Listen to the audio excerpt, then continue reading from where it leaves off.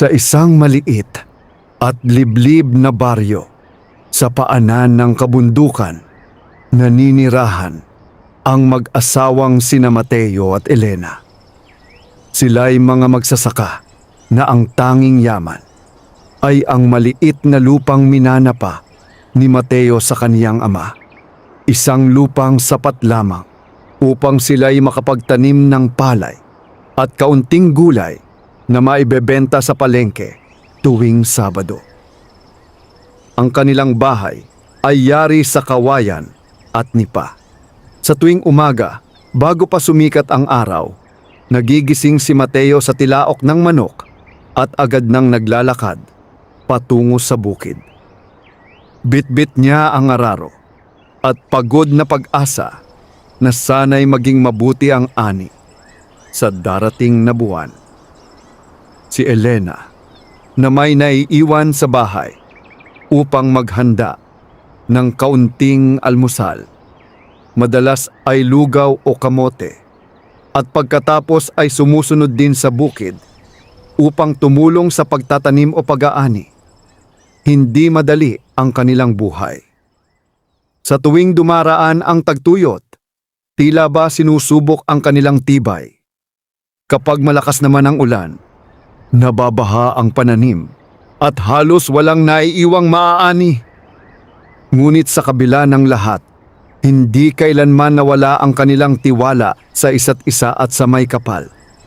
Hanggat magkasama tayo, madalas sabihin ni Elena habang pinapawi ang pawis sa noo ni Mateo. Kaya nating harapin ang kahit anong unos. Ngunit sa mga huling buwan ng taong iyon, tila mas mabigat ang mga pagsubok. Ang kanilang pananim na palay ay tinamaan ng peste. Halos kalahati ng taniman ang nasira bago pa man ito tuluyang maghinog. Ang natira na may hindi sapat upang mabayaran ang kanilang utang sa tindahan ng baryo. Isang gabi, habang sila'y nakaupo sa harap ng kanilang munting bahay at pinagmamasdan ang mga bituin, tahimik na nagsalita si Mateo. Elena, baka kailangan na nating maghanap ng ibang pagkakakitaan. Hindi na sapat ang ani sa bukid. Napabuntong hininga si Elena. Ano ang maaari nating gawin? Wala naman tayong ibang alam kundi ang pagsasaka. Saglit na nag-isip si Mateo. Narinig ko kay Mang Isko na sa kabilang bundok ay may mga punong kahoy na maaaring gawing uling. Maaari tayong magputol at magbenta sa bayan. Nabahala si Elena. Malalim ang gubat doon. Maraming nagsasabing may mga lugar na hindi dapat pinapasok. Ngunit nanaig ang pangangailangan. Kinabukasan, dala ang kaunting baon at isang matibay na lubid. Naglakad ang mag-asawa patungo sa kabundukan. Ang kanilang mga hakbang ay mabigat hindi lamang dahil sa dalang kagamitan kundi dahil sa kaba sa dibdib. Habang papasok sila sa gubat, nag-iba ang tunog ng paligid. Ang huni ng mga ibon ay tila mas misteryoso at ang ihip ng hangin ay nagdadala ng malamig na pakiramdam. Masinsin ang mga puno at tila ba tinatakpan ng mga ito ang liwanag ng araw. Dito raw banda ang sinabi ni Mang Isko, bulong ni Mateo habang tinuturo ang makitid na daan sa pagitan ng mga malalaking ugat ng puno. Lumalim ang kanilang paglalakad. Sa unay malinaw pa ang landas, ngunit kalaunan ay tila naglaho ang bakas ng daan. Ang lupa ay naging maputik at madulas. Ilang ulit nadulas si Elena, ngunit agad siyang inalalayan ni Mateo. Mukhang napalayo na tayo, wika ni Elena. Bakas ang pag-aalala. Hindi na rin sigurado si Mateo sa direksyon. Ang mga punong dinaanan nila kanina ay tila magkakapareho at ang paligid ay naging parang isang maze ng luntiang pader. nagsimula nang bumaba ang araw at ang liwanag ay unti-unting napalitan ng anino. Kailangan nating humanap ng masisilungan bago tuluyang dumilim, sabi ni Mateo. Sa kanilang paghahanap ng mapagpapahingahan, napansin ni Elena ang isang bahagyang pagbukas sa gilid ng isang malaking bato. Lumapit siya at nakita ang isang madilim na butas, isang kuweba na tila matagal nang hindi napapasok ng tao. "Mateo, tingnan mo ito," tawag niya. Lumapit si Mateo at pinagmasdan ang bungad ng kuweba. Malamig ang hanging lumalabas mula rito at may kakaibang katahimikan na tila humihigop ng tunog sa paligid. "Maaring dito muna tayo magpalipas ng gabi," mungkahi ni Mateo. Mas ligtas ito kaysa manatili sa labas. Nag-alinlangan si Elena, ngunit wala silang ibang pagpipilian. Maingat silang pumasok sa loob ng kuweba. Sa unay halos wala silang makita, ngunit habang nasasanay ang kanilang mga mata sa dilim, napansin nila ang bahagyang kislap sa mas malalim na bahagi. "Ano kaya iyon?" bulong ni Elena. Dahan-dahan silang lumakad papasok. Ang bawat hakbang ay may halong takot at pananabik. Habang papalapit sila sa pinagmumulan ng kislap, mas naging malinaw ang kanilang nakikita. Mga piraso ng bato na tila kumikislap sa dilim. Hindi makapaniwala si Mateo nang maabot niya ang isa at pulutin ito. Sa bahagyang liwanag na pumapasok mula sa bungad ng kuweba, nakita niyang ang hawak niya ay hindi karaniwang pato. Ito ay ginto.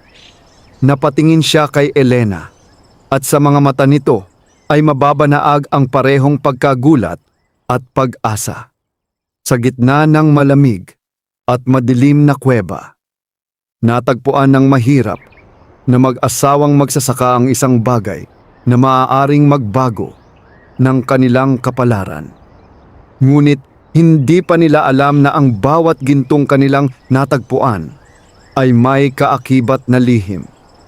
Isang lihim na maglalagay sa kanilang pagsasama, pananampalataya at pagkatao sa matinding pagsubok.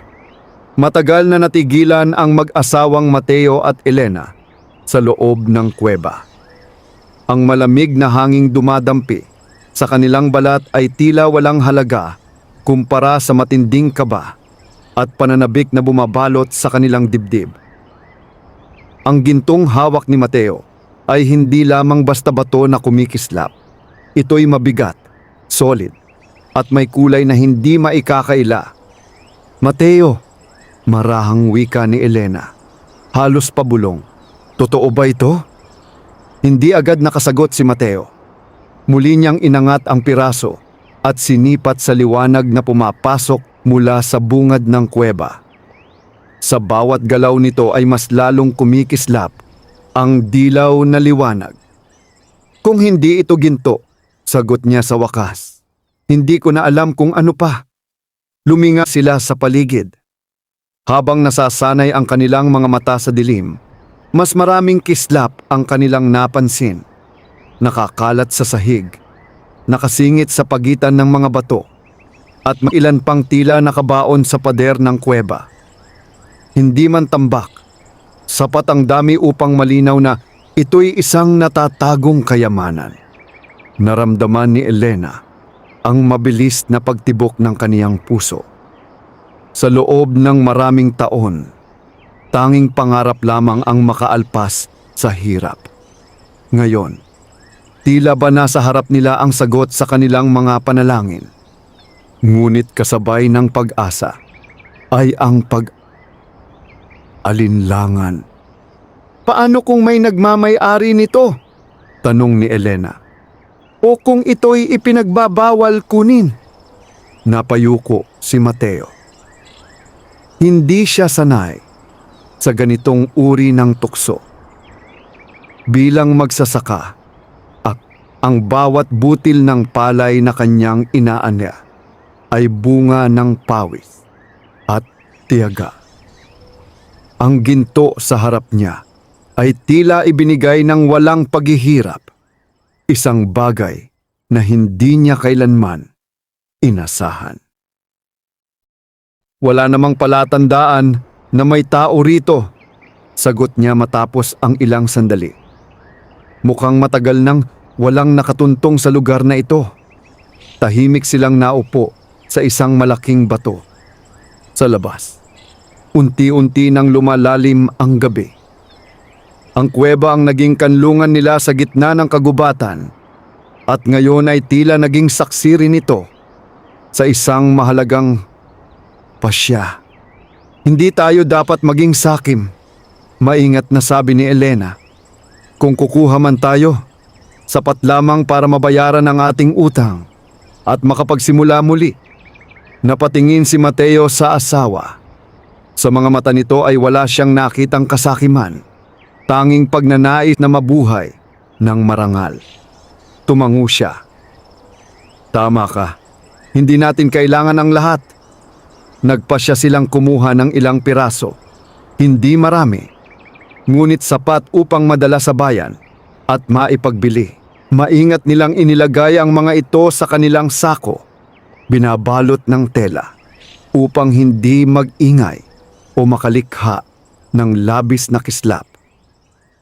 Habang ginagawa nila ito, napansin ni Mateo ang isang bahagi ng kuweba na tila mas madilim kaysa sa iba. May kakaibang hugis ang pader doon at parang may makitid na lagusan patungo sa mas malalim na bahagi. Elena, tingnan mo ito, wika niya. Lumapit si Elena at sinipat ang direksyong itinuturo ng asawa. Mukhang may daan pa sa loob. Hindi na siguro natin kailangang tuklasin. Mabilis na sagot ni Elena. Bakas ang pag-aalala. Sapat na ang nakita natin. Ngunit may bahagi kay Mateo na nababalot ng kuryosidad. Kung sa bungad pa lamang ay may ginto na, ano pa kaya ang nasa kailaliman? Gayunman, nanaig ang kaniyang pangako sa asawa, hindi sila magiging sakim. Babalik tayo bukas sa liwanag ng araw, sabi niya sa halip. Ngayon magpahinga muna tayo. Naglatag sila ng manipis na banig na dala at naupo ng magkatabi. Sa kabila ng pagod, hindi agad dalawin ng antok ang mag-asawa. Ang isip nila'y puno ng mga posibilidad. Isipin mo, marahang wika ni Elena, maaari na nating maayos ang bubong ng bahay. Hindi na tayo mag-aalala kapag malakas ang ulan. At makabibili tayo ng mas magandang binhi, dugtong ni Mateo. Hindi na tayo asa sa pautang. Sa unang pagkakataon matapos ang mahabang panahon, nakaramdam sila ng tunay na pag-asa. Ngunit sa gitna ng kanilang pag-uusap, may narinig silang mahinang tunog mula sa loob ng kuweba, parang bahagyang pag-ihip ng hangin o marahang paggalaw ng bato. Napalingon sila sa mas madilim na bahagi. Tumahimik ang paligid. Marahil ay likas lamang iyon sa kuweba, bunga ng hangin na pumapasok sa mga siwang. Gayunman, may kakaibang pakiramdam na tila may nagmamasid sa kanila mula sa kailaliman. Mas lumapit si Elena kay Mateo. Narinig mo ba yon? Tumango siya ngunit pinilit maging kalmado. Hangin lamang marahil. Ngunit sa puso niya, may bahagyang alinlangan na nagsimulang sumibol. Sa labas ng kuweba, tuluyan nang naghari ang gabi. Ang gubat ay napuno ng mga tunog ng kuliglig at mga hayop na gumagalaw sa dilim. Sa loob naman ng kuweba, ang mahinang kislap ng mga gintong hindi nila kinuha ay tila mga matang nagmamasid. At sa mas malalim na bahagi ng kuweba, sa likod ng madilim na lagusan, may isang lihim na matagal nang naghihintay ng sinumang magtatangkang angkinin ang kayamanang hindi basta-basta ibinibigay. Ang unang hakbang ng mag-asawa tungo sa bagong kapalaran ay nagawa na nila. Ngunit hindi pa nila batid kung ang kanilang natagpuan ay biyaya o isang pagsubok na higit pa sa kanilang inaakala. Madaling araw nang magising si Elena. Hindi siya sigurado kung siya ba'y nakatulog ng mahimbing o sadyang napagod lamang ang kaniyang katawan. Sa loob ng kuweba, nananatili ang malamlam na dilim, ngunit may bahagyang liwanag na pumapasok mula sa bungad, palatandaan na sumisikat na ang araw. Katabi niya si Mateo. Mahimbing ang tulog ngunit bakas sa noo ang pag-aalala. Marahil ay maging sa panaginip ay hindi pa rin nito maiwan ang kanilang natuklasan. Dahan-dahang bumangon si Elena at minasdan ang paligid. Naroon pa rin ang mga gintong hindi nila kinuha, kumikislap sa mahinang liwanag ng umaga. Tila ba walang nagbago, ngunit sa kanyang puso, alam niyang may nabuksang bagong yugto sa kanilang buhay. Habang inaayos niya ang kanilang sako, muling sumagi sa kaniyang isipan ang mahinang tunog na kanilang narinig kagabi. Hindi iyon simpleng ihip ng hangin. May ritmo, may lalim, parang isang buntong hininga mula sa loob ng kuweba. Mateo, marahan niyang tawag. Nagmulat ito ng mga mata. Umaga na ba? Oo, ngunit may nais sana akong sabihin. Umupo si Mateo at hinagod ang mukha. Tungkol ba ito sa narinig natin kagabi? Tumango si Elena. May kakaiba sa loob. Hindi ko maipaliwanag, ngunit parang may presensya. Tahimik na napaisip si Mateo. Bilang isang taong lumaki sa baryong puno ng mga kwento tungkol sa kababalaghan, hindi niya maaaring basta isantabi ang pakiramdam na yon. Maraming alamat ang umiikot tungkol sa mga kuweba, mga lihim na bantay, mga kayamanang may tagapag-alaga. Ngunit muli niyang naalala ang kanilang kalagayan, ang utang, ang sirang bubong, ang lupang nangangailangan ng bagong binhi. Bago tayo umalis, sabi niya sa wakas, susulyapan ko lamang ang lagusan na nakita ko kagabi. Hindi tayo papasok ng malalim. Titingnan ko lang. Nag-alinlangan si Elena, ngunit hindi na tumutol. Kilala niya ang asawa. Kung hindi nito masisilip ang loob, hindi ito magkakaroon ng katahimikan ng isip. Maingat na tumayo si Mateo at kumuha ng isang pirasong kahoy mula sa kanilang dalang kagamitan. Sinindihan niya ito upang magsilbing pansamantalang ilaw. Bahagyang lumiwanag ang paligid at mas tumingkad ang kinang ng mga ginto. Dahan-dahan siyang lumapit sa madilim na bahagi ng kuweba, sa makitid na lagusan na tila nag-aanyaya at nagbabala sa parehong pagkakataon. Mag-ingat ka, mahinang wika ni Elena mula sa likuran. Bawat hakbang ni Mateo ay maingat. Ang lupa ay hindi pantay at may mga batong maaaring ikadulas. Habang papalalim siya, napansin niyang mas malamig ang hangin. Ang apoy ng hawak niyang kahoy ay bahagyang kumikislap, tila tinatangay ng hangin mula sa hindi nakikitang siwang. Pagkaraan ng ilang metro, bumukas ang lagusan sa isang mas malawak na silid ng kuweba. At doon, sa gitna ng silid, nakita niya ang bagay na nagpahinto sa kaniyang paghinga. Hindi lamang piraso o tipak ng ginto ang naroon, kundi isang malaking tambak nito, tila naipon sa loob ng mahabang panahon. May mga gintong barya, mga alahas na tila sinauna ang disenyo, at mga batong halos purong ginto ang kulay. Ngunit higit sa lahat, may isang malaking batong hugis altar sa gitna. Sa ibabaw nito ay nakapatong ang isang kakaibang sisidlan tila yari sa tanso at may mga ukit na hindi pamilyar sa kaniya. Naramdaman ni Mateo ang paninindig ng balahibo sa kaniyang batok. "Maaari mo bang ilapit ang ilaw?" Tawag ni Elena na hindi na nakatiis at sumunod na rin. Nang makita ni Elena ang nasa loob, napahawak siya sa dibdib. Napakarami! Sa sandaling iyon, isang malamig na ihip ng hangin ang dumaan sa kanilang pagitan. Ang apoy sa kahoy ay halos mamatay. At mula sa di kalayuan, narinig nila ang isang tinig, mahina, ngunit malinaw. "Hindi lahat ng kumikinang ay para sa inyo." Napalingon ang mag-asawa sa paligid. Walang ibang tao, walang aninong gumalaw. Ngunit ang tinig ay tila umalingaw-ngaw sa loob ng kuweba. "Mateo!" Bulong ni Elena, nanginginig ang kamay. Pinilit ni Mateo na maging matatag. "Sino ang naririyan?"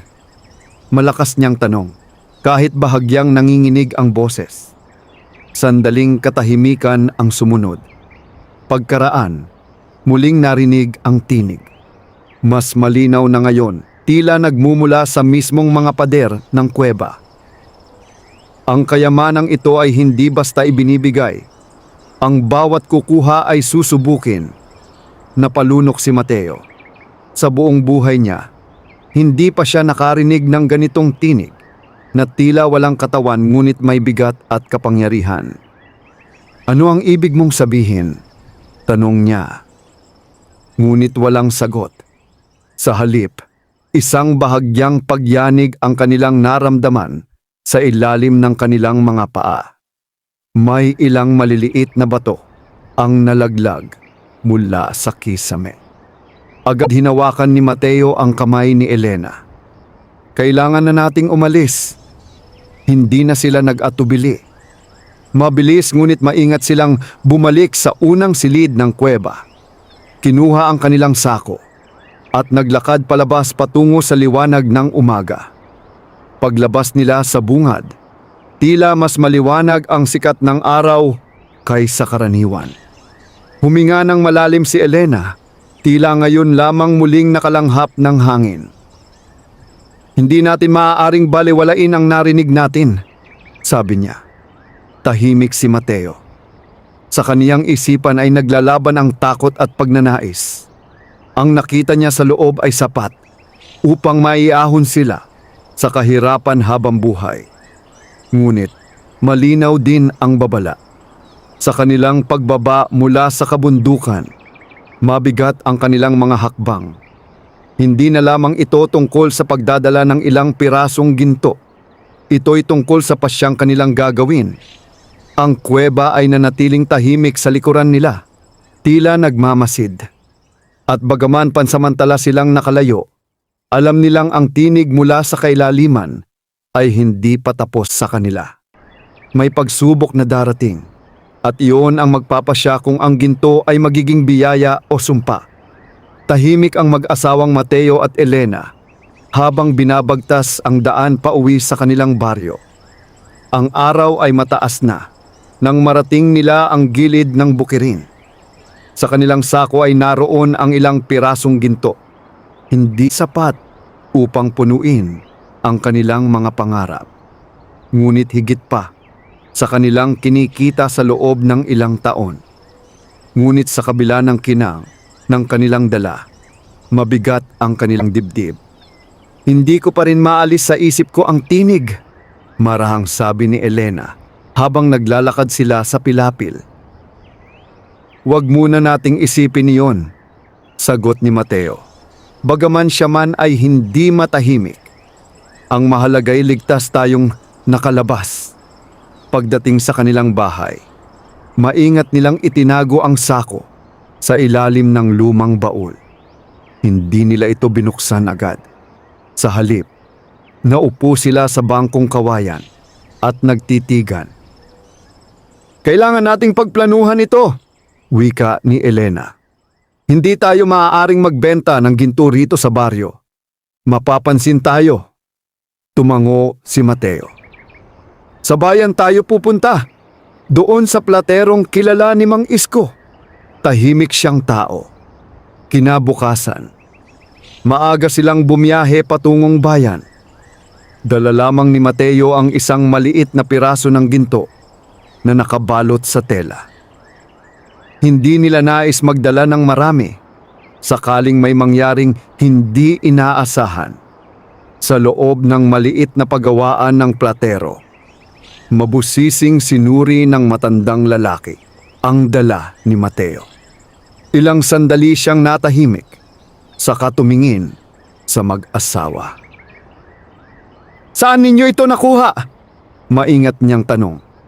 Saglit na nagkatinginan sina Mateo at Elena. "Minana pa," sagot ni Mateo. Piniling huwag magbigay ng detalye. Hindi na nagtanong pa ang platero. Sa halip, tinimbang niya ang piraso at nag-alok ng halagang halos hindi makapaniwala ang mag-asawa. Ang halagang iyon ay sapat upang mabayaran ang lahat ng kanilang utang at makabili pa ng bagong kagamitan sa bukid. Habang pauwi sila, hawak ang supot ng pera. Pakiramdam nila'y tila magaan ang kanilang mga hakbang. "Mateo," bulong ni Elena, "tila ito na ang simula ng pagbabago." Ngunit sa sandaling iyon, may dumaan na malamig na hangin sa kanilang pagitan. Kahit tirik ang araw. Hindi ito napansin ni Mateo, ngunit si Elena ay napalingon sa likuran. Tila may sumusunod sa kanila. Wala naman siyang nakita.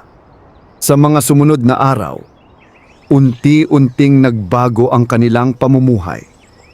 Nababayaran ang utang, napapalitan ang sirang bubong, nakabibili ng mas maayos na binhi at pataba. Ang kanilang bukid ay tila muling nabuhayan. Napansin ng mga kapitbahay ang pagbabago. "Parang lumago agad ang ani ninyo," puna ni Aling Rosa, isang umaga. "Sinwerte lang," simpleng sagot ni Elena. Pinili nilang manahimik tungkol sa kuweba. Ngunit habang tumatagal, mas lumalalim ang pagnanais ni Mateo na bumalik. Kung ang isang piraso pa lamang ay nagdulot na ng ganitong pagbabago, paano pa kaya kung higit pa ang kanilang makuha? Isang gabi, habang nakahiga sila, nagsalita si Mateo. "Elena, kung kukuha pa tayo ng kaunti, hindi naman siguro masama. Hindi naman natin kinukuha ang lahat." Tahimik si Elena. Alam niyang darating ang sandaling ito. "Naalala mo ang sinabi ng tinig?" Mahinahon niyang tugon. "Ang bawat kukuha ay susubukin." Napabuntong hininga si Mateo. Marahil iyon ay bunga lamang ng ating takot. Ngunit sa mismong sandaling iyon, isang mahinang pagyanig ang naramdaman nila sa lupa. Napakabanayad, halos hindi mapansin. Ang lampara sa kanilang mesa ay bahagyang kumislap. Nagkatinginan ang mag-asawa. "Lindol lamang iyon," pilit na sabi ni Mateo. Ngunit kinabukasan, may natuklasan silang kakaiba. Sa gitna ng kanilang bukirin, may bahagi ng lupa na tila bahagyang lumubog. Hindi ito malaki, ngunit sapat upang mapansin. Lumuhod si Mateo at hinipo ang lupa. Hindi naman umulan ng malakas. Sa isip ni Elena, muling umalingaw-ngaw ang tinig mula sa kuweba. "Hindi lahat ng kumikinang ay para sa inyo." Sa kabila ng babala, nagsimulang mabuo ang pasya sa puso ni Mateo. Ang unang bunga ng kayamanan ay nagdulot ng ginhawa. Ngunit kasabay nito'y ang pag-usbong ng mas malaking pagnanasa. At sa kailaliman ng kabundukan, ang kuweba ay nananatiling tahimik. Tila naghihintay sa kanilang pagbabalik. Ang tunay na pagsubok ay hindi nagsisimula sa kahirapan. Ito'y nagsisimula sa sandaling ang tao'y maniwalang kaya na niyang angkinin ang higit pa sa nararapat. Lumipas ang ilang linggo na tila payapa ang buhay ni na Mateo at Elena. Ang kanilang bukirin ay muling nagbunga at ang mga kapitbahay ay humahanga sa tila biglaang pag-unlad ng mag-asawa. Ngunit sa kabila ng katahimikan, may isang bagay na patuloy na bumabagabag sa isipan ni Mateo. Tuwing sasapit ang gabi at humuhupa ang ingay ng baryo, naaalala niya ang tambak ng ginto sa kailaliman ng kuweba, ang kinang nito, ang bigat nito, at ang posibilidad na dala nito. Hindi niya may kakaila na ang unang pirasong kanilang naipagbili ay nagdala ng kaginhawaan. At sa bawat paglingon niya sa kanilang bagong bubong at mas maayos na kagamitan sa bukid, lalo niyang nararamdaman ang tukso na bumalik. Isang gabi, habang sila'y nakaupo sa labas ng bahay at pinagmamasdan ng buwan, nagsalita si Mateo. "Elena," maingat niyang simula, "kung kukuha tayo ng kaunti pa, hindi naman siguro masama. Hindi natin sasagarin. Sapat lamang upang matiyak ang ating kinabukasan." Hindi agad sumagot si Elena. Alam niyang hindi ito basta kapritsyo lamang. Ang kanilang buhay ay matagal nang nakasalalay sa kakarampot na ani. Ang pagkakataong magkaroon ng katiyakan ay bihira. "Mateo," wika niya sa wakas, "ang tanong ay hindi kung masama o mabuti. Ang tanong ay kung handa ba tayong harapin ang kapalit." Natahimik si Mateo. Ngunit sa kabila ng pag-aalinlangan, nabuo na ang kaniyang pasya. Kinabukasan, maaga silang naglakbay patungo sa kabundukan. Hindi nila ito ipinaalam kanino man. Ang hangin ay malamig at ang gubat ay tila mas tahimik kaysa dati. Habang papalapit sila sa kuweba, kapansin-pansin ang kakaibang pakiramdam. Parang ang lugar mismo ay nakakaalam ng kanilang pagdating. Nang marating nila ang bungad ng kuweba, saglit silang huminto. Walang nagbago sa itsura nito.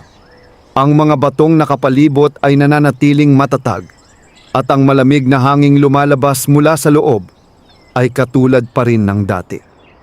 "Sandali pa ba?" tanong ni Elena.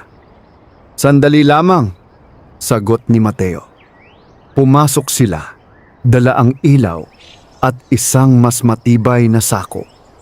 Sa unang silid ng kuweba ay naroon pa rin ang mga pirasong ginto na hindi nila kinuha noon. Tila ba walang sinuman ang gumalaw sa mga ito. Ngunit nang tumuloy sila sa mas malalim na bahagi, sa silid na may malaking tambak ng kayamanan, may napansin silang kakaiba. Ang ilang gintong nasa gilid ay tila nabawasan. Napakunot ang noo ni Mateo. "Sigurado akong mas marami ito noon. O baka ganun pa rin," sagot ni Elena, bagaman hindi rin siya tiyak. Lumapit si Mateo sa altar na bato. Naroon pa rin ang sisidlang may mga ukit. Sa liwanag ng kanilang dala, mas malinaw ang mga simbolong nakaukit dito. Mga hugis na tila nagsasalaysay ng isang sinaunang pangyayari. Habang nakatitig siya sa sisidlan, muling naramdaman ang malamig na ihip ng hangin. At gaya ng dati, narinig nila ang tinig. "Bumalik kayo!" Hindi ito galit, hindi rin ito malakas, ngunit malinaw. "Hindi namin balak kunin ang lahat," sagot ni Mateo. Pilit pinatatatag ang sarili. Kaunti lamang. Sandaling katahimikan ang sumunod. Ang kaunti ay nagiging higit pa kapag nasanay ang puso. Napalunok si Elena. "Hindi kami sakim. Nais lamang naming mabuhay ng maayos." Ang kayamanang hindi pinagpaguran, wika ng tinig, ay may bigat na hindi nasusukat sa timbangan. Biglang nag-iba ang hangin sa loob ng kuweba. Ang apoy sa kanilang ilaw ay kumislap ng mariin. May bahagyang pagyanig sa lupa, mas malakas kaysa dati. Ngunit sa halip na umatras, lumapit si Mateo sa tambak ng ginto at kinuha ang ilang piraso. Inilagay niya ito sa sako. Ang bawat tunog ng pagkakahulog ay tila umaaling-aungaw ng mas malakas kaysa nararapat. Mateo, bulong ni Elena, nanginginig ang boses. Ngunit hindi na siya pinigil ni Mateo ang sarili. Hindi niya kinukuha ang lahat, ngunit higit ito kaysa una nilang kinuha. Sa sandaling maisara niya ang sako, biglang tumahimik ang paligid. Napakatahimik. Walang hangin, walang pagyanig. Ngunit ang katahimikang iyon ay mas mabigat kaysa anumang sigaw. "Umalis na tayo," sabi ni Elena. Mabilis silang lumabas ng kuweba. Habang pababa ng bundok, tila mas madulas ang lupa. Ilang ulit muntik nang madulas si Mateo. Sa isang pagkakataon, nadapa siya at bahagyang napunit ang sako. Ilang piraso ng ginto ang nahulog sa lupa. Nang pulutin niya ang mga ito, napansin niyang may bahagyang pagbabago sa kulay. Tila mas maputla, halos parang bato. Napakunot ang kaniyang noo, ngunit hindi na nag-aksaya ng oras. Pagdating nila sa bahay, agad nilang itinago ang sako. Ngunit nang buksan nila ito upang bilangin ang kanilang nakuha, may kakaiba silang napansin. Ang ilan sa mga pirasong ginto ay hindi na kasing kinang ng dati. May mga bahid na tila kalawang. May iba na parang ordinaryong bato na lamang. Hindi makapaniwala si Mateo. Hindi ito posible.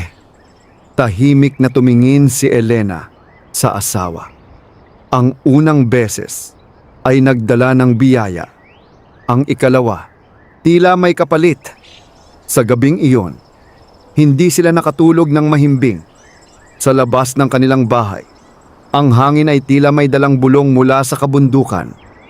At sa kailaliman ng kuweba, ang sisidlang may ukit ay bahagyang kumislap. Tila may natupad na bahagi ng isang sinaunang kasunduan. Ang pagbabalik nila ay hindi na lamang simpleng pagkuha.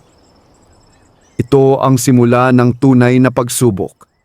Kinabukasan, maagang nagising si Mateo na may mabigat na pakiramdam sa dibdib. Ang liwanag ng umaga ay pumasok sa kanilang munting bahay, ngunit hindi nito nabawasan ang dilim sa kaniyang isipan.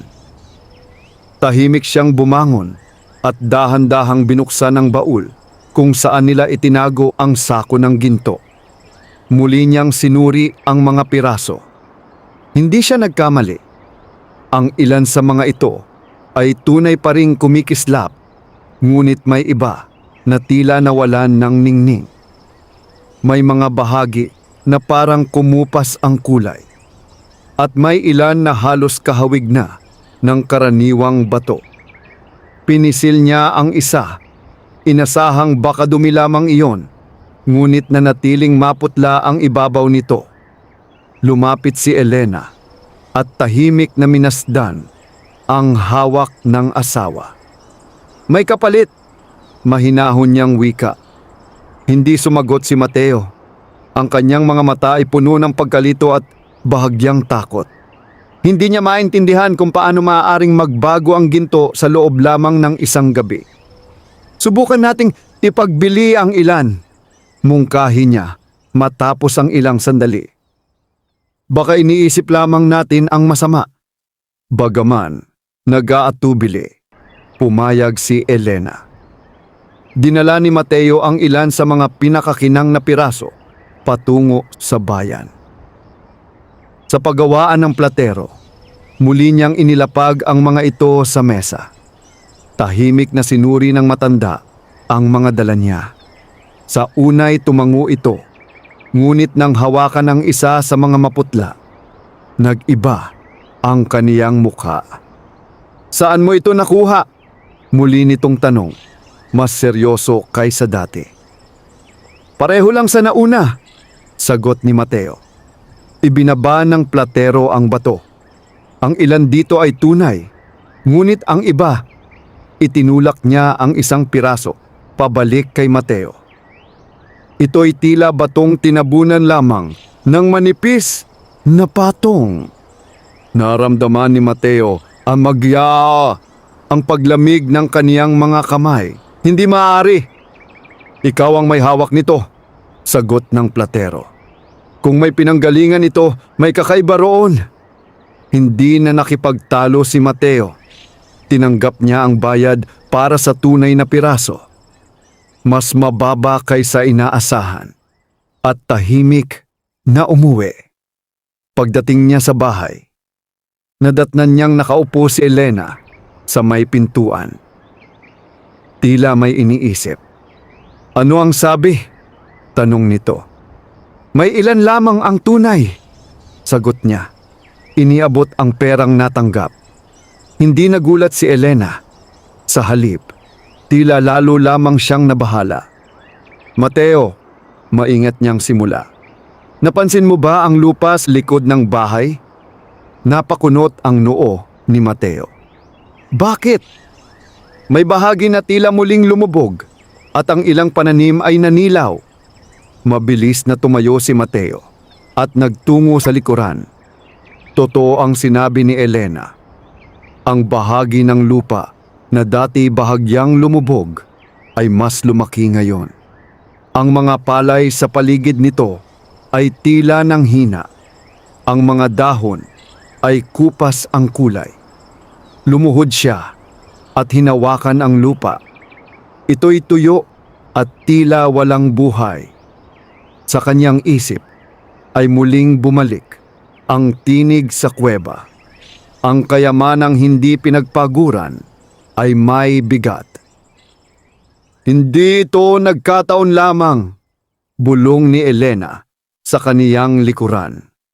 Sa mga sumunod na araw, mas marami pang kakaibang pangyayari ang naganap. Ang kanilang mga manok ay tila madaling magkasakit. Ang balon na dati malinaw ang tubig ay naging bahagyang maputik. At sa tuwing sasapit ang gabi, may mga sandaling tila may marahang yabag sa paligid ng kanilang bahay. Ngunit walang nakikita kapag sinilip. Isang gabi, habang sila'y nakahiga, muling narinig ni Mateo ang isang mahinang bulong. Hindi mula sa labas, kundi tila mula sa loob ng kaniyang isipan. Ang balanse ay nabago. Napabalikwas siya at umupo. "Narinig mo ba yon?" tanong niya kay Elena. Ngunit mahimbing ang tulog ng kaniyang asawa. Naisip niya kung ito ba'y bunga lamang ng kaniyang konsensya. Ngunit nang sumunod na gabi, si Elena naman ang nagising sa parehong pakiramdam. Isang presensyang hindi nakikita, ngunit nararamdaman. "Parang may nakatingin sa atin," bulong niya. Sa wakas, umupo silang magkatabi sa dilim. "Kung may kapalit ang pagkuha natin," sabi ni Elena, "handa ka bang ipagpatuloy ito?" Hindi agad nakasagot si Mateo. Sa harap niya ay dalawang landas. Ang isa'y patuloy na pagbalik sa kuweba upang bawiin ang nawalang ginto. Ang isa namay ang pagtigil at tanggapin ang anumang kapinsalaan. Ngunit higit sa lahat, naramdaman niya ang unti-unting pagbabago sa kaniyang sarili. Ang pagnanais na bumalik ay hindi na lamang tungkol sa pangangailangan. Ito'y tungkol sa pagnanais na patunayan na kaya niyang angkinin ang kayamanang iyon. At iyon ang pinakanakakatakot. Sa kailaliman ng gabi, habang tahimik ang baryo, ang kabundukan ay tila nagmamasid. Ang kuweba ay nananatiling nakatayo, puno ng kayamanang hindi pa nagagalaw, ngunit may hinihintay na kabayaran.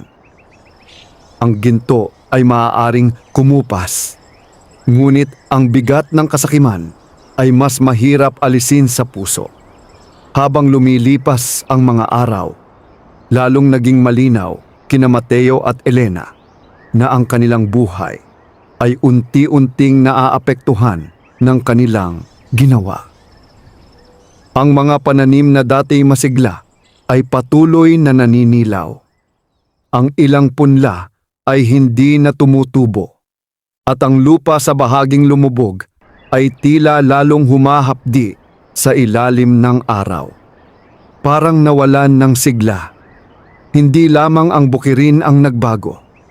Si Mateo, na dati masigla at determinado, ay naging tahimik at mainiti ng ulo. Madalas siyang mapaisip at maglakad mag-isa sa gilid ng bukid. Tila may kinakausap sa sarili. Kapag tinatanong siya ni Elena kung ano ang iniisip, iisa lamang ang sagot niya. Kailangan kong maunawaan kung bakit. Ngunit sa kaibuturan ng kaniyang isip, alam niyang hindi lamang pag-unawa ang kaniyang hinahanap, kundi pagbawi. Isang hapon, habang pinagmamasdan nila ang mga ulap na unti-unting nagkukulay abo, nagsalita si Mateo. Kung may nabago sa balanse, wika niya, marahil kailangan nating bumalik at ayusin ito. Napatingin si Elena sa kaniya. Ayusin? O dagdagan pa? May kirot sa tinig ni Mateo. Hindi ako sakim. Ngunit kung ang pagkawala ng ilang piraso ay nagdulot ng ganito, marahil may paraan upang maibalik ang dati. Sa pagkuha muli, maingat na tanong ni Elena. Hindi agad sumagot si Mateo. Kinagabihan, nagkaroon ng malakas na ulan. Ang hangin ay umalulong sa paligid ng kanilang bahay at ang mga dahon ng puno ay nagkalat sa bakuran. Sa gitna ng unos, biglang narinig nila ang malakas na pagguho mula sa likod ng kanilang bukirin. Kinabukasan, natuklasan nilang ang bahaging lumubog ay naging mas malalim na hukay. Ang tubig ulan ay nag-ipon doon at ang lupa sa paligid ay tila natanggalan ng tibay. Naramdaman ni Elena ang pagbigat ng kaniyang dibdib. Mateo, wika niya, ito ba ang kapalit? Nakatayo si Mateo sa gilid ng hukay, tahimik. Sa kaniyang isipan ay malinaw ang koneksyon. Ang bawat pagkuha nila ng ginto ay tila may katumbas na pagkuha mula sa kanilang sariling lupa. Sa sandaling iyon, may isang matandang dumaan sa kanilang bukirin. Si Mang Isko, nakilala sa baryo bilang isang tahimik ngunit mapagmasid na tao. Napansin nito ang hukay at ang kalagayan ng kanilang pananim. May kakaiba sa lupa ninyo, sabi ng matanda. Parang may hinugot na lakas. Nagkatinginan sina Mateo at Elena. Hindi nila maipaliwanag ang totoo. Marahil pagod lamang ang lupa, sagot ni Mateo. Ngunit bago umalis, muling nagsalita si Mang Isko. Tila may ibang kahulugan ang kaniyang mga salita. May mga bagay sa bundok na hindi dapat ginagalaw. Ang kalikasan ay marunong maningil. Nang makaalis ang matanda, tila lalong lumalim ang katahimikan sa pagitan ng mag-asawa. Sa gabing iyon, muling narinig ni Mateo ang tinig sa kaniyang panaginip. Ang balanse ay hindi kayamanan, ito'y ugnayan. Sa kaniyang panaginip, nakita niya ang kuweba, ang gintong tambak ay hindi na kumikislap. Sa halip, ito'y tila umaagos na parang buhangin at sa bawat butil na nahuhulog ay may bahagi ng kanilang bukirin ang nagiging abo. Nagising siya na pawis at hinabol ang hininga. Elena, bulong niya, hindi ito titigil hanggat hindi tayo nagpapasya. Umupo si Elena at hinawakan ang kaniyang kamay. Kung gayon, kailangan nating magpasya hindi bilang mga taong takot mawalan, kundi bilang mga taong marunong tumanggap. Tahimik na sumikat ang buwan sa labas ng kanilang bahay. Ang anino ng kabundukan ay tila mas malapit kaysa dati. Sa loob ni Mateo ay may dalawang puwersang naglalaban. Ang takot na tuluyang mawala ang kanilang pag-asa at ang pagnanais na maibalik ang kaayusan. Ngunit isang bagay ang malinaw. Ang ginto ay hindi na lamang simpleng kayamanan. Ito'y naging salamin ng kanilang puso. At habang patuloy na nagbabago ang kanilang paligid, papalapit ang sandaling kailangan nilang harapin hindi lamang ang kuweba, kundi ang kanilang sariling mga hangarin. Hindi na naghintay pa ng maraming araw si Mateo. Ang panaginip niya at ang patuloy na pagkasira ng kanilang bukirin ay sapat ng paalala na hindi maaaring ipagpaliban ang pagpapasya. Ngunit sa pagkakataong ito, hindi na ang pagnanais ang nangingibabaw sa kanya, kundi ang pangambang tuluyan nang mawala ang lahat sa kanila. Isang umaga, bago pa man tuluyang sumikat ang araw, kinausap niya si Elena. "Babalik tayo sa kuweba," wika niya. Ngunit iba ang himig ng kaniyang tinig. Wala na ang sabik, kundi may bigat at pag-amin. "Upang kumuha pa?" mahinahong tanong ni Elena. Umiling si Mateo. "Upang magsauli," natahimik si Elena. Sa unang pagkakataon mula nang matuklasan nila ang ginto, nakita niya sa mga mata ng asawa ang malinaw na pagpapakumbaba. Hindi na sila nag-aksaya ng panahon. Inilabas nila ang natitirang mga piraso ng ginto, ang tunay at ang mga kumupas na tila bato. Inilagay nila ang lahat sa sako, walang itinatangi. Habang naglalakad sila patungo sa kabundukan, kapansin-pansin ang kakaibang katahimikan ng gubat. Walang malakas na huni ng ibon, at ang hangin ay banayad, ngunit mabigat. Pagdating sa bungad ng kuweba, huminto si Mateo. Hindi na tulad ng dati ang kaniyang pakiramdam. Kung noon ay may halo itong pananabik, ngayon ay may halong paggalang at takot. Pumasok sila. Ang unang silid ay nanatiling gaya ng dati. Mga gintong nakakalat, kumikislap sa mahinang liwanag. Ngunit tila mas malamig ang hangin. Nang marating nila ang mas malalim na silid, nakita nilang naroon pa rin ang altar na bato at ang sisidlang may mga ukit. Ang tambak ng ginto ay tila hindi nabawasan, o marahil hindi nila tunay na napansin noon ang kabuuan nito. Dahan-dahang inilapag ni Mateo ang sako sa harap ng altar. "Nagkamali kami," malinaw niyang wika, kahit walang nakikitang kausap. "Kinuha namin ang hindi sa amin." Tahimik ang kuweba. Lumuhod si Elena at tinulungan ng asawa na ibuhos ang laman ng sako. Isa-isang gumulong ang mga piraso sa sahig. Ang ilan ay kumikislap, ang ilan ay kupas na. "Hindi namin alam ang kapalit," dagdag ni Elena. "Ngunit handa kaming itama ang aming pagkukulang." Sa sandaling iyon, muling dumaan ang malamig na hangin. Ngunit hindi ito tulad ng dati na tila nagbabadya ng panganib. Sa halip, may kakaibang kapayapaan. Unti-unting nagliwanag ang mga ukit sa sisidlan. Hindi ito nakakasilaw, kundi parang mahinang apoy na sumisimbolo ng pagtanggap. At muling narinig nila ang tinig. Ang kayamanan ay hindi masama.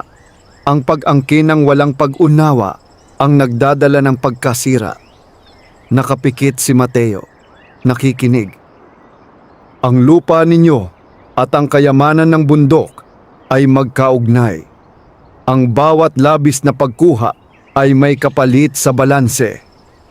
Patawarin ninyo kami," bulong ni Mateo. "Ang pag-unawa ay simula ng pagbabalik. Biglang gumaan ang hangin sa paligid. Ang mga pirasong kupas ay unti-unting nagbago.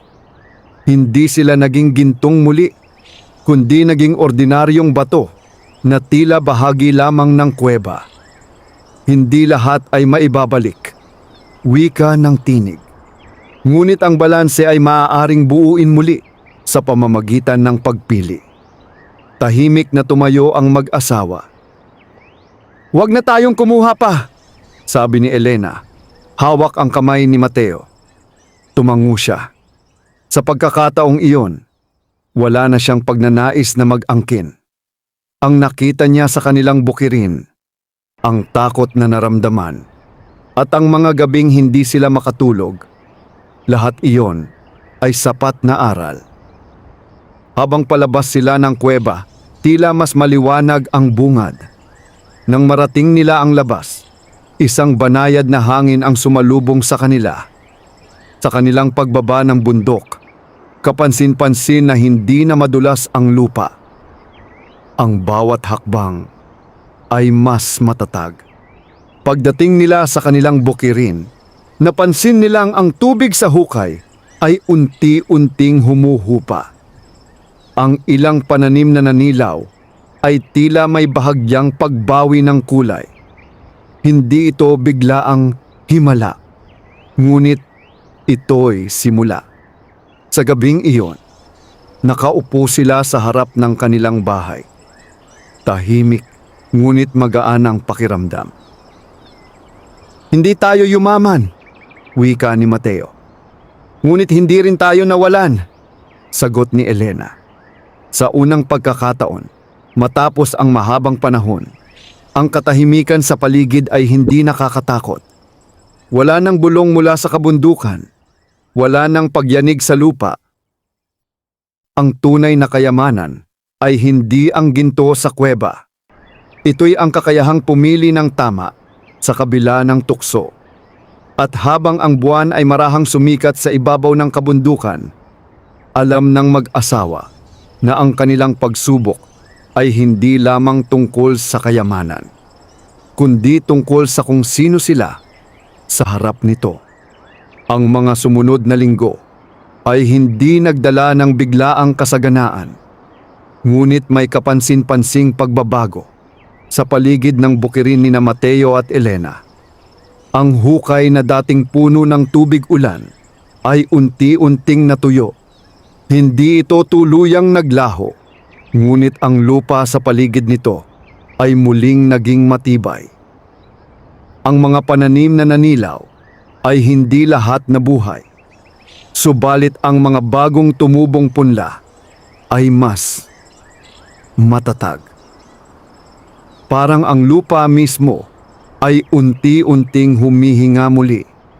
Isang umaga, habang sinusuri ni Mateo ang mga bagong tanim, napansin niyang mas malambot at mas mamasa-masa ang lupa kaysa noong mga nakaraang linggo.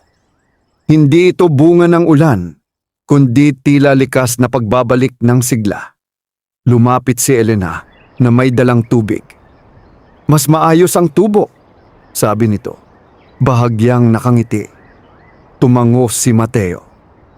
Hindi mabilis ngunit sapat. Hindi na nila binanggit ang kuweba. Hindi na rin nila binalikan ang usapan tungkol sa ginto. Ang kanilang mga araw ay muling napuno ng simpleng gawain. Pagtatanim, pagdidilig, pag-aayos ng bakod, at pakikipagkamustahan sa mga kapitbahay. Ngunit may nagbago sa kanila. Si Mateo, na dati madaling mabalot ng pagnanais na magkaroon ng higit, ay naging mas mapagmatiyag at mapagpasalamat. Sa tuwing sisikat ang araw at makikita niyang may bagong dahong sumisibol, tila mas malalim ang kaniyang pag-unawa sa halaga ng bawat bunga. Isang hapon, dumalaw muli si Mang Isko. Pinagmasdan nito ang bukirin at napansin ang pagbabalik ng sigla. "Parang nakahinga na ang lupa ninyo," wika ng matanda. Ngumiti si Elena. Marahil, kailangan lamang nitong pahinga. Tumingin si Mang Isko kay Mateo. Tila may nais sabihin ngunit piniling manahimik. Sa halip, tumango lamang siya at nagpatuloy sa kanyang lakad. Nang gabing iyon, habang nakaupo ang mag-asawa sa harap ng kanilang bahay, nagsalita si Mateo. "Alam mo," sabi niya, "akala ko noon ang kayamanan ay ang makuha ang lahat ng maaari. Ngayon ko lamang naunawaan na ang tunay na kayamanan ay ang hindi mawala ang sarili." Hinawakan ni Elena ang kaniyang kamay. Ang ginto ay kumikislap dahil sa liwanag, ngunit ang tao ay kumikislap dahil sa kaniyang mga pinili. Tahimik silang nagmasid sa kabundukan. Hindi na ito tila nagbabantang anino, kundi bahagi na lamang ng tanawin ng kanilang buhay. Sa mga sumunod na buwan, naging mas maingat sila sa kanilang lupa. Natuto silang magtanim ng iba't ibang pananim upang hindi maubos ang sustansya ng lupa. Nakipagtulungan sila sa mga kapitbahay sa pagbabahagi ng binhi at kaalaman. Hindi sila naging mayaman sa salapi, ngunit unti-unting gumanda ang ani. Nabayaran nila ang natitirang utang. Nakapagtabi sila ng kaunting ipon, hindi mula sa ginto, kundi mula sa sariling pagsisikap. Minsan, habang nagbubungkal si Mateo sa isang sulok ng bukirin, may nahukay siyang maliit na batong may bahagyang kinang. Saglit siyang napatigil. Maaari niya itong itago. Maaari niya itong ipagbili. Ngunit sa halip, hinawakan niya ito at saka ibinaon muli sa lupa. Hindi lahat ng kumikinang ay kailangang angkinin. Sa paglipas ng panahon, ang kuwento ng mag-asawang muntik nang magbago ang kapalaran dahil sa kayamanan ng bundok ay nanatiling lihim sa pagitan nila. Ngunit ang aral ay naging bahagi ng kanilang pagkatao. At sa kailaliman ng kabundukan, ang kuweba ay nanatiling tahimik, hindi na bilang tukso, kundi bilang paalala. Ang balanse ay hindi ibinibigay.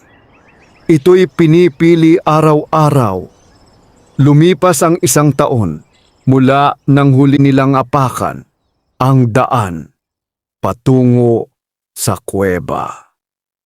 Ang mga sugat na iniwan ng kanilang pagkakamali ay hindi tuluyang nabura, ngunit naging bahagi ng kanilang pagkatuto. Ang hukay sa gitna ng bukirin ay hindi na lumalim pa. Sa halip, ginawa nila itong munting imbakan ng tubig ulan upang magamit sa tagtuyot. Ang lupang dati tila nawalan ng sigla ay naging mas maingat nilang inalagaan. Pinatamnan ng iba't ibang halaman upang hindi maubos ang sustansya.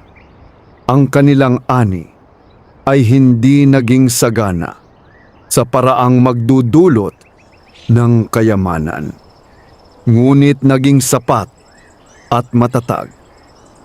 Hindi na sila nangangamba sa bawat pag-ikot ng panahon. Natuto silang mag-ipon mula sa sariling pawis, hindi mula sa hindi tiyak na biyaya. Isang hapon, habang kapiling ni Mateo si Elena sa lilim ng punong mangga, binalikan nila ang nakaraan, hindi bilang pagsisisi, kundi bilang alaala. Kung hindi tayo naligaw noon sa gubat, wika ni Mateo, marahil hindi natin mauunawaan ang halaga ng kung ano ang mayroon tayo ngayon. Kung hindi rin tayo nagkamali, sagot ni Elena, hindi natin malalaman kung paano bumalik. Hindi nila kailanman ibinahagi sa iba ang lihim ng kuweba. Hindi dahil sa takot, kundi dahil nauunawaan nilang hindi lahat ng tukso ay dapat ipamana. May mga aral na kailangang matuklasan ng bawat tao sa sariling paraan. Isang umaga, habang sumisikat ang araw sa likod ng kabundukan, napansin ni Mateo ang kakaibang liwanag mula sa malayong bahagi ng bundok. Saglit siyang napatitig, ngunit hindi na siya kinabahan. Hindi na rin siya tinukso ng pagnanais na balikan ito. Sa halip, ngumiti siya. Ang kuweba ay maaaring nananatiling puno ng ginto. Maaaring naroon pa rin ang altar at sisidlang may mga ukit. Ngunit para kay Mateo at Elena, hindi na iyon kayamanan, kundi alaala ng isang pagsubok. Sa paglipas ng panahon, mas naging kilala ang mag-asawa sa baryo, hindi dahil sa yaman, kundi dahil sa kanilang sipag at kabutihang loob. Kapag may kapitbahay na nangangailangan ng tulong sa pagtatanim, hindi sila nag-aatubiling magbigay ng oras at lakas. Isang batang kapitbahay ang minsang nagtanong kay Mateo, "Totoo po bang may kayamanan sa bundok?" Ngumiti siya at tumingin sa malawak na bukirin. "May kayamanan saan mang lugar," sagot niya, "kung marunong kang maghanap at marunong kang tumigil." Lumaki ang kanilang bukirin hindi sa lawak, kundi sa kahulugan. Bawat punla ay sumisimbolo ng pasensya. Bawat ani ay paalala ng pagsisikap. At bawat araw na sila'y magkasama ay mas mahalaga kaysa anumang gintong natagpuan nila noon. Sa huli, napagtanto nila na ang tunay na kayamanan ay hindi ang makuha ang lahat ng maaaring angkinin. Ito'y ang kakayahang piliin ang tama kahit may pagkakataong kumuha ng higit. At sa tuwing sumisikat ang araw sa ibabaw ng kabundukan, ang liwanag nito ay hindi na tila panawagan ng tukso, kundi biyaya ng panibagong araw. Doon nagtapos ang kanilang pagsubok, ngunit nagsimula ang mas tahimik at mas matatag na yaman, ang kapayapaan ng pusong marunong makontento. Wakas